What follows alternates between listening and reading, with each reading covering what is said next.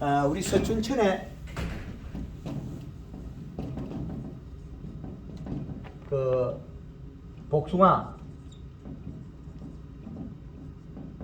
매실, 자두. 얘를 보면 복숭아는 이시값이 봄에 출발할 때 0.5로 출발해가지고 이게 탁구공만 할 때 탁구공 크기 때 이시값을 1.3에서 1.5 정도로 해줘라. 비료량 언제 됐습니까? 충분해 주는 거예요? 예? 유방할 때 비를 때리는 얘기죠? 예, 그 전에는 0.5가 좋다. 봄에부터 그 과실이 크기 전에 얘가 왜 이렇게 되냐면 그 식물들 뿌리를 뽑아보면 뿌리 껍질에 따라서 흡비력이 다르더라는 거죠. 그리고 뿌리를 겨울에 캐보면 복숭아 뿌리 캐보시죠. 눈이 착착착 많죠. 눈이 아주 많아요. 근데 그거는 잔뿌리가 많이 나온다 소리거든요. 흡비력이 빨라요. 그 복숭아 비료 안 좋은 것 같은데도 이게 비료가 넘치는 경우도 있어요. 이것들은 금방 저기 가서 먹고 있어요. 비료를 아주 빨리 달아나요. 그거는 뭐냐면 뿌리 껍질이 두꺼운 것들이 그렇다는 거죠.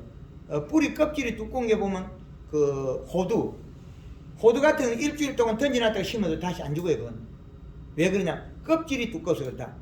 우리가 이 감자를 갖다가 햇볕에 일주일 던져놨다가 죽나요? 고구마가 안 죽죠. 이렇게 그 자기가 가진 함수량과 체내 저장 양분 때문에 그렇다는 거죠. 그 껍질에 영향을 많이 가지고 있고 자연 환경에서 견디는 힘이 다르다는. 복숭아가 흡비력이 상당히 좋아요. 그런데 자두하고 매실은 그거 떨어져요. 근데 자두 매실은 보면 열매는 쬐끄만하고 도장기만 많이 나죠. 그 성질 차이 때문에 그래요. 그래서 그놈들은 언제 어디에 해줘야만이 좋아지느냐 이 차이거든요. 그것도 결국에는 가을에 유막 코팅을 해가지고 동해를 없애놔야 돼요. 그럼 이 시기에 겨울에 이 시기에 우리는 가을에 12월 초에 우리는 유막 코팅식 나무에다가요. 그렇죠. 그러면 겨울에 봄에 가보면 나무 때깔이 아주 좋아요. 이거 체크. 이게 뭐예요? 아까 기름 어, 기름 칠하는 거. 그거. 결국 뭐 하겠으면 또 공부하라 그러겠죠. 유튜브에서 많이 자료를 많이 해놨으니까 이다 떨어진 다음에 지금 칠한 말이죠? 그렇죠. 12월 초죠. 그래서 걔가 봄에 우리가 이렇게 이시값을 이렇게 잡으면 되는데 비료값이죠. 그런데 자두는 그러면 이시를 1.0에서 1.5 정도까지도 괜찮다는 거죠. 자두가 늦게 따는 거 일찍 따는 거예요. 울자도 이렇게 딴지고 여러 가지 있죠. 아, 예. 그렇게 요 정도로 잡아 있어. 비료를 예, 비료값을. 그리고 매실은 처음부터 좀 있다가 뒤가 떨어져야 되겠죠.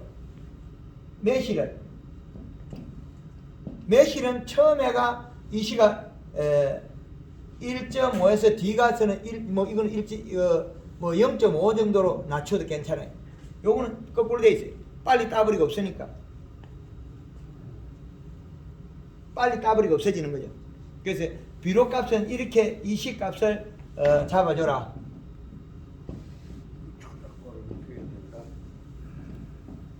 자, 이렇게 기준값을 정해놓으면 이제 이거 끝났죠. 그러면 얘가 이제 행동을 하려면 피부로서 영양 이동을 하거든요. 껍질 우리가 아래층 옛날에 소나무 송고비 끼면 거 있잖아요.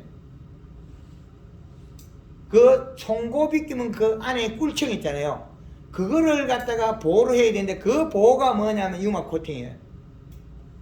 지금 매실밭이나 복숭아밭에 가서 가지를 보면 얼룩실로 가죠. 시큼시큼한 이렇게 가지에 시큼시큼하잖아요. 그거는 왜 생겼냐면 겨울에 탈수가 생긴 거예요.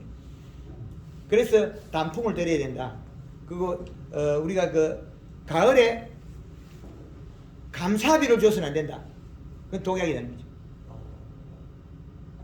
가을에 단풍이 들어야 되는데 감사비를 주고 질소량을 늘려버리면 이파리 떨어질 때 비료를 주고 줬거든요.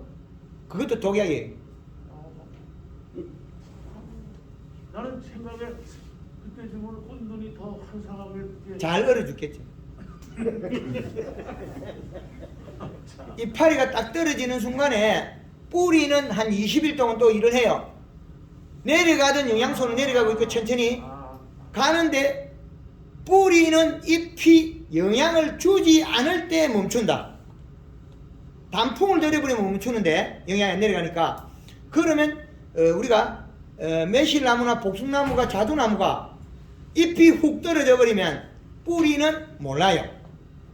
얼어서 떨어져 버렸기 때문에. 그러면 뿌리는 계속 일을 해요. 비료를 가져와요. 그러면 어디 들어가겠습니까? 목질부에나 피부에 들어가겠죠. 저장을 하겠죠. 그러면 몸속에 비료가 가득 차겠죠.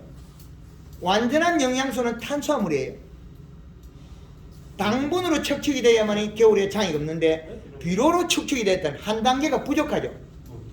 그죠?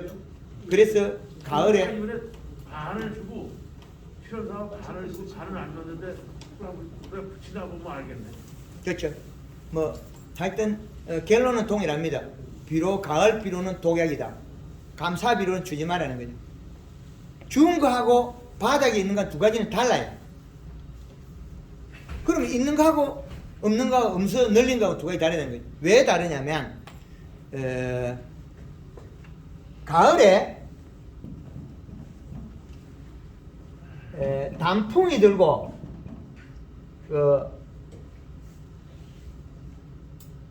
단풍이 들지 않고 잎이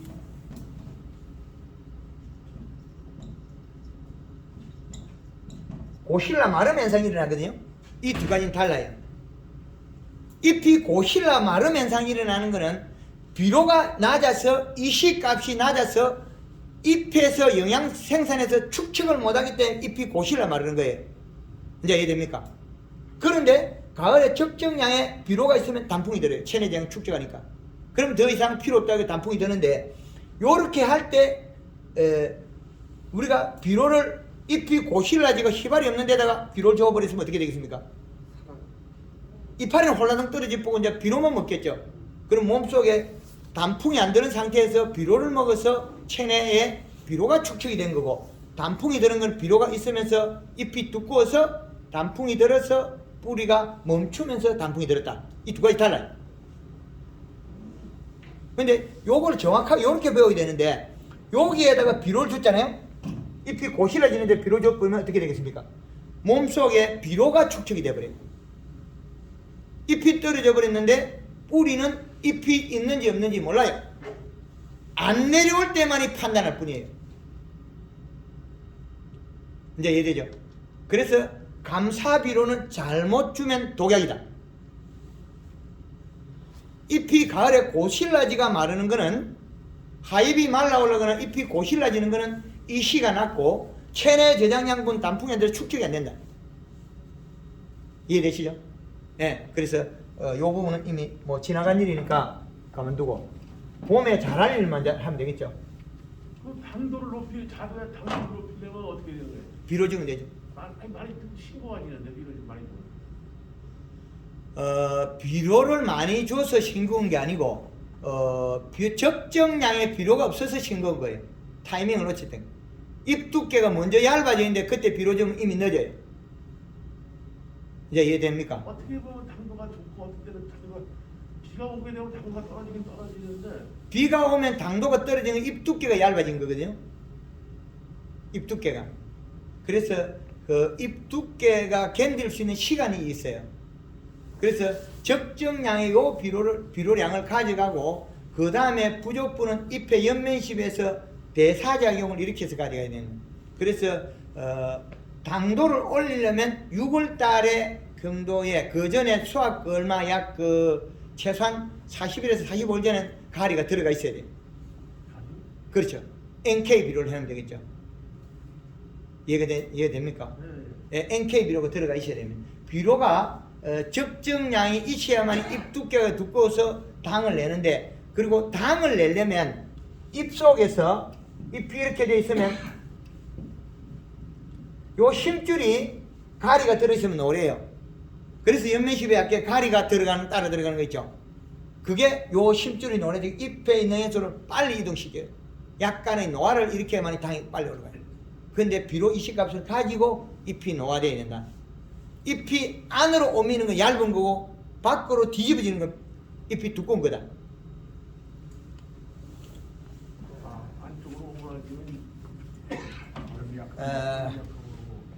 지금 우리가 재배하는 이 작물들이 제대로 맛을 못 낸 것들은 잎 두께가 얇아서 뿌리를 못 뻗어서 일어난 일이에요. 봄 연매 시비가 적게 해서 뿌리를 못 뻗어서 그렇습니다. 우리가 목매 시비는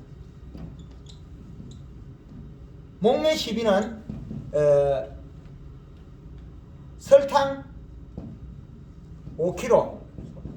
그런데 요게 매실은 바로 꽃이 피기 때문에 온도가 낮을 경우에 이것도 매실에 한해서는 10kg도 써도 괜찮다는 거죠.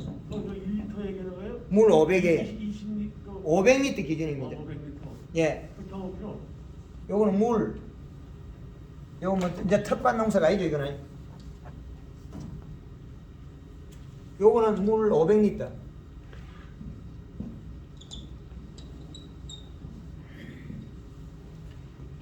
왜 그러냐면 꽃이 늦게 피는 것들은 설탕을 좀 적게 먹어도 장애가 없는데 꽃이 일찍 피는 것들은 잎 속의 탄수화물, 체내의 탄수화물 양에 따라서 얼고 안 얼고 바뀌어버려요.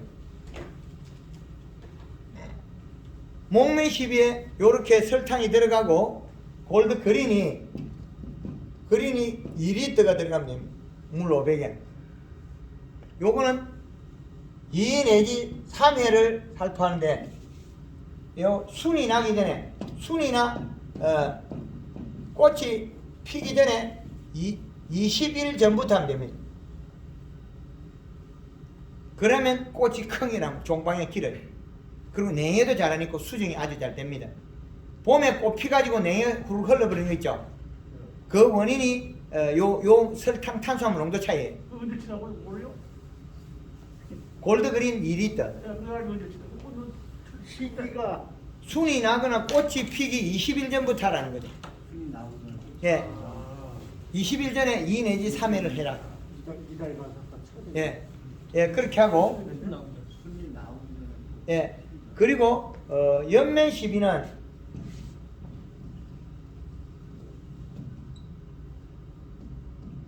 연면 시비는, 요것도 물 500리터 기준. 그, 골드 그린 칼라, 설탕, 가리.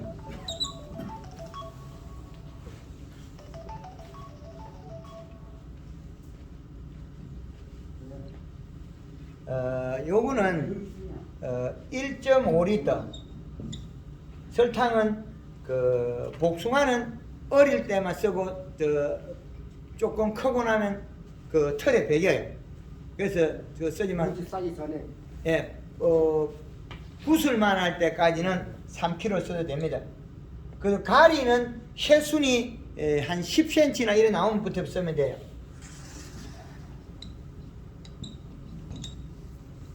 이때부터 1 내지 한 2kg까지 사용하면 당을 충분히 올립니다. 근데 요거는 그 언제까지 해야 되냐면 요 작물이 언제 익느냐에 따라 다른 거예요. 7월 15일의 기준점을 잡아서 생육을 기준을 잡아요. 1월 15일과 7월 15일 나누면 덥고 춥고가 바뀌어요. 7월 15일. 우리가 제일 더운 날짜를 황금을 보여 7월 15일 잡고 제일 추운 날짜를 1월 15일 잡는다는 거죠. 우리가 대한이 1월 20일입니다. 그것보다 5일이 앞당겨야 되더라는 거죠. 우리나라의 기후를 봤을 때 대한보다도 추운 날짜가 1월 15일 5일이 당겨 있어요. 우리나라 계절이. 그래서 이런 정확한 데이터를 많이 가지고 있어야 된다. 그래서 요 기점을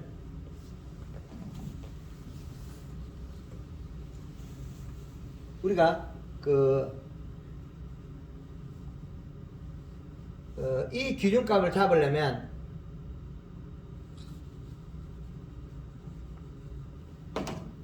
(7월 15일부터) 우리가 1월 15일과 이 중심축을 나누는, 그러면 여기에서 전반기 농사와 전반기, 여기 후반기 농사 바뀌어요. 이 기준이 달라야 돼요. 그러면 우리가 과실을 익힐 때 만생종에 한해서 이 기준을 잡아는, 이 날짜는 7월 15일이라는 거죠. 여기에는 그린 두 번의 칼라 한 번, 요 기준을 사용하면 되고, 이 이후에는 여기에는 칼라만 사용하고, 칼라에 설탕, 가리 이렇게 써요. 요 작물에 따라서 조금 달라질 뿐이에요. 그러면 우리가 그 후반기에서 우리가 어떻게 처리할 거냐에 따라서 맛이 달라지고 품질이 달라져요. 자두가 그 품종이 뭐죠? 7월 초에 나오는 거 있고 홍보시아도 있고 뭐 하나요. 여러 가지죠. 치이도 있고 다음 거에 나오는데요. 왕자도 같은 거 뭐. 왕자두까지 있고, 아니면 뭐 추위도 있고, 네. 아니면 또 뭐죠? 그 여름에 나오는 거 뭐 또 단단한 거 있거든요. 7월 8월 첫과장 나오고 8월 첫과장 따는 거죠. 뭐. 8월 초까지 따면 추위도 있어요. 추위는 저 8월 20일부터 따고 그렇죠. 예. 8월 초까지 따고 추위는 없고요. 네. 추위 없고, 그 다음에 그 여름에 또 단단한 거 뭐죠? 하나 있더만 안 물러지는 거, 그것도 있어요. 홍시아가 단단하죠. 홍무시아요. 홍세도 왕자도 음. 우리는 그거밖에 없어요. 그때 이후에부터는 우리가 상반기와 후반기 농사에서는 이때는 칼라만 쓰면 돼요. 칼라 1.5리터에 그 설탕은 후반기에서는 그 자두는 써도 되는데 복숭아는 그 봉지 싸서 쓰면 괜찮고요. 예, 그러면 사과 같은 경우에는 500g을 쓰라 그래요. 500g. 500g. 예, 그리고 그 외의 거는 한 1.5kg까지 써야 된다. 뭐 단감 같은 건 전혀 이상이 없거든요. 그 키로 늘어나면 후반기에는 그 될 수 있지만 그 너무 설탕을 늘리지 마세요. 1kg까지.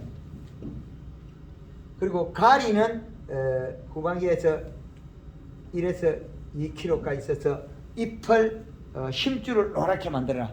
잎은 두텁고 이렇게 펴져 있는 상태에서 심줄을 노랗게 만들어 버리면 품질이 안 좋은 게 안 나와. 다 좋아져요. 과실나무 잎은 이렇게 펴져야 됩니다. 잎이 살이 빠진 건 오므려지고, 잎이 살이 찐 건 펴지고.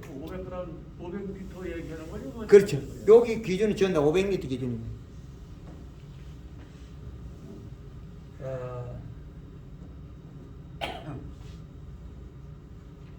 제가 강원도부터 제주도까지 그 무수한 작물을 다 가르쳐 줘 봤는데, 우리 그 서춘천에는 요 앞에 뜰 있잖아요. 맑은 뜰, 저걸 잘 활용하셔 가지고 우리가 재배되는데, 제일 단기간에 소득을 내는 방법은 복숭아와 작업하기 조건이 좋아요. 복숭아와 여름 배출을 해라. 그걸 꼭 권유하고 싶어요. 여름 배출해서 우리가 지역 특화를 하는데, 우리 그 강원도의 그 홍천이나 저쪽에 그 강릉 쪽에 저쪽에 약간 고냉지에서 거기는 에어컨이 없어요. 집집마다. 식당에만 에어컨이 있고 집에 에어컨 없어요. 그 동네는 에어컨 없습니다. 식당에만 있고 에어컨이 없거든요. 그런데 전북 정읍에서도 여름 배출하기 때문에 권유를 하는 거거든요. 그건 잎의 두께와 탄수화물 농도 차이라는 거죠. 그래서 그쪽의 농가들이 비료가 여름에 꿀통이 안 되려고 비료를 많이 쓰거든요. 그런데 영양제를 얼마를 쓰냐면 2톤에 2000리터에다가 영양제를 배추 어릴 때는 한 40만 원 지어요. 약하고 배추가 좀 크고 나면 이제 영양제를 120만 원짜리 150만 원 집어요. 근데 영양제를 그렇게 쓸 필요 없어요. 황금알 농법을 하면 골드 그린이나 골드 칼라 6리터 2,000엔 4만 원. 그 설탕 2포 14,000원 정도 8만 원이면 돼요. 그래 하면 잎이 두꺼워 가지고 여름에 더위를 다 이겨요. 저는 우리 지역에서 쓸 수 있는 방법을 설계를 뽑아주는 거예요. 앞으로 그 서촌천에서 일하기 수월하면 차라리 생강을 심어야 돼요. 생강을 심으면 일이 더 수월해요. 1년에 한 번밖에 안 해야 되니까. 감자 심고 배추 심어도 소득이 얼마 안 나와요. 감자 팽당 우리가 이때까지 하던 방식으로 하면 얼마 안 나오죠? 그러는 거 소득 없어요. 그러니까 그러면 얼마 안 되거든요. 우리가 노지에서 평당 3만 원 정도를 소득을 내야 돼요. 그래야 되는데 우리가 소득이 낮다는 거죠. 그 두 번을 해도 감자하고 배추하고 두 번을 해도 우리가 3만 원이 안 돼요. 그러니까 두 번 심는다고 인건비 들고 종자비 들고 비용만 많이 드는 거예요. 그래서 차라리 하면 놀다가 여름 배추 한 번 해도 돈 벌 건데 강원도의 고냉지에 여름 배추 한 번 심는데 임대료가 2,000원이에요. 그런데 우리 여름 배추 한 번 심으면 임대료 짱만 걸렸잖아. 여름에 한 번 심으면 임대료 1,000원만 더 가능하다는 거예요. 작업 조건도 우리도 좋고 우리 조건이 좋아요. 그래서 우리가 이 지역의 산업이 좀 바뀌어야 된다. 작목도 전환하고 그래서 외적으로 이제 방금 우리가 복숭아도 있고 매실도 있고 자두도 있는 이런 품종이 조금 일부 변화되어 있는데 이 과실들은 결국에는 제가 뭘 하려 해서 봄에 잎을 키우라. 잎을 키우라. 이것밖에 강의 안 하거든요. 유튜브 방송에서 계속 보시면 잎을 키우면 얘들은 커 있습니다. 우리 지역이요 황금알 농법으로 변할 수 있도록 선생님이 자주 와서 시기 농사 시기에 와서 이렇게 지도도 해주시고 그거는 하겠는데 금방 달라질 거예요. 달라지는데 농가들이 많이 더 바뀌어야죠. 네, 그리고 전 대한민국 전역을 봐야 되는 사람이고 그 속에서 서춘천은 정이 들어가지고 일부 이제 좋은 면은 있으나 예. 대한민국 전역으로 봐서는 그리 큰 것도 아니에요. 제주도에 가면 제주도에서 올라 그러고 백령도에 가면 나락이 다 자빠지러 그거 세워주러 가야 되고 제가 할 일이 많습니다. 그런데 나락이 자빠져지는 건 설탕만 심으면 안 자빠져져 딱 서 있어요. 나락이 자빠져지는 건 벼가 자빠져진 거는 일러 씌우는 거는 벼에도 설탕을 준다? 그렇죠. 벼에 설탕을 쓰면 나락이 절대 안 자빠집니다. 시계 제작을 하시면 예, 그래서 유튜브 방송에는 우리가 쓸 수 있는 다양한 정보들이 황금알 농법 유튜브 방송에 제가 강의를 해놨는데 많이 있습니다. 매실, 복숭, 자두 농사 제일 잘 짓는 방법은 봄에 연면십이 다 되라. 비 올 때 활용해라. 비 오기 전에 쓰고 비 오기 후에 해라. 그래서 잎을 키우라. 잎을 살을 찌우라. 그래야만이 뿌리가 빨리 뻗는다. 도장지 나기 전에 잎을 다 키우라. 도장지 나기 전에 빨리 잎을 뿌리를 뻗쳐라. 봄순이 커야 영양이 온다. 이거거든요. 우리가 이 가지에 달린 열매는